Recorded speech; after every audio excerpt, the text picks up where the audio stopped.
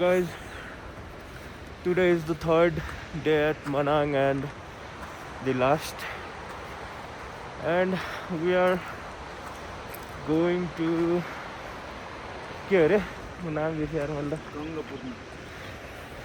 Gangapurna Lake. So almost यता पुग्यौँ हामी.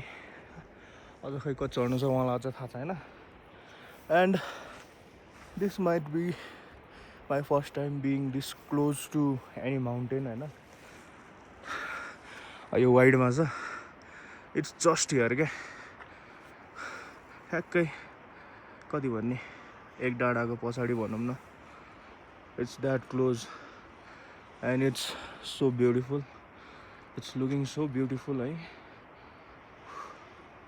अनि त्यही हो थकाइ अलि छ किनकि हिँड्ने बानी छैन नि त. सो त्यही हो. I will keep you updating. अझै केही राम्रो कुराहरू देख्यो भने अपडेट गर्दै गर्छु म. सो अहिलेलाई त्यही अब हिँड्न सुरु ड्रोन उडाउँदैछ. And I have the camera. बिरोल खिच्दैछौँ. एन्ड नाउ फेरि हिँड्छौँ अब.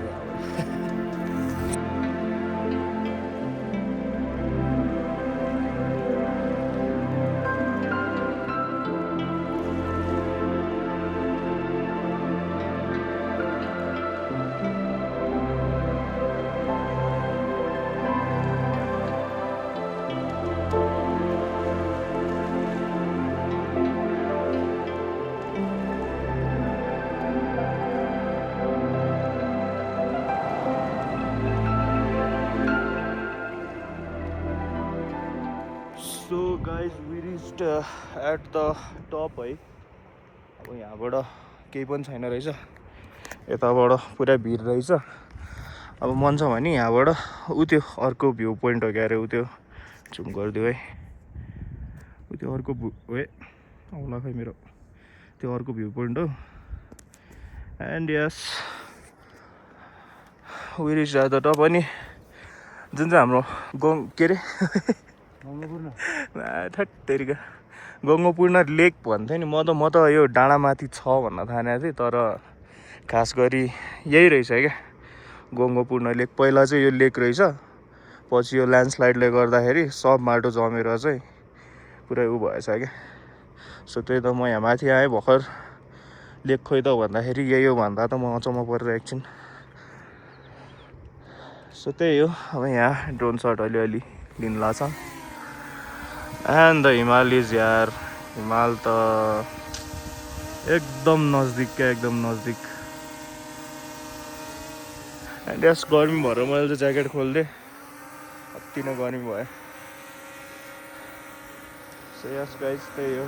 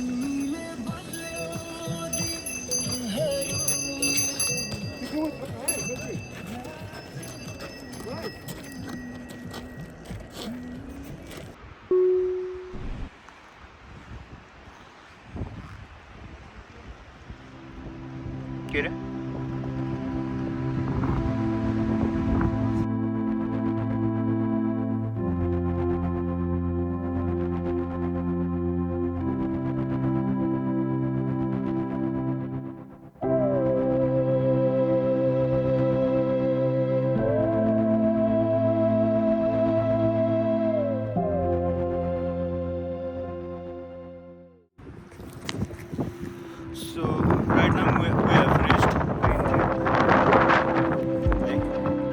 मनाङमा ब्रेकफास्ट गरेर एकछिन आनन्द गरेर निस्केथ्यौँ just reached Green Lake and it's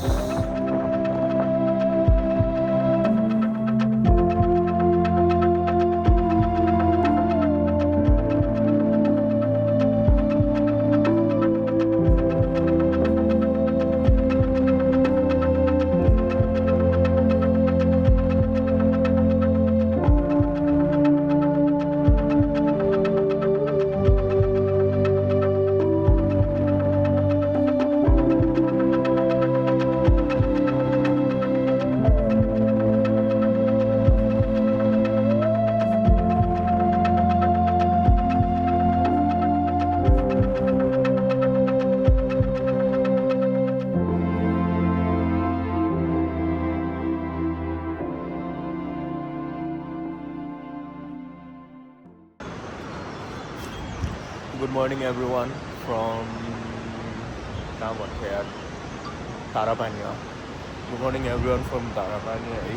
This is our last day of the trip and we are at Gorkha's Inn restaurant and its hotel also.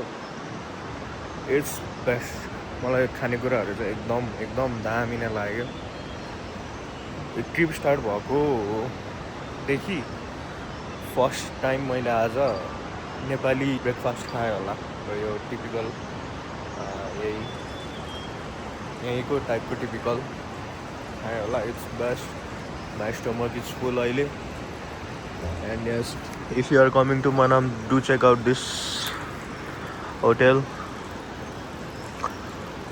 It's simple but खानेकुराहरू चाहिँ एकदम बवालै छ. एन्ड यस वी आर ठ्याक्कै बिचमा छौँ हामी यो केबको. ठ्याक्कै यो केब छ केब रे स्ट्रक्चर ठ्याक्कै यतापट्टि पनि त्यस्तै स्ट्रक्चर यसको पछाडि. एन्ड तल खोलाको आवाज आइ नै रहेको होला तपाईँहरूलाई है. ल गाइज आई थिङ्क आई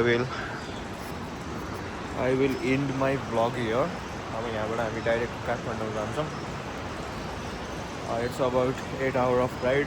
हामीलाई चाहिँ अब अलिक टाइम लाग्छ किनकि सुट गर्दै पनि जानु पऱ्यो नि त. झर्नाहरू छ बिचमा.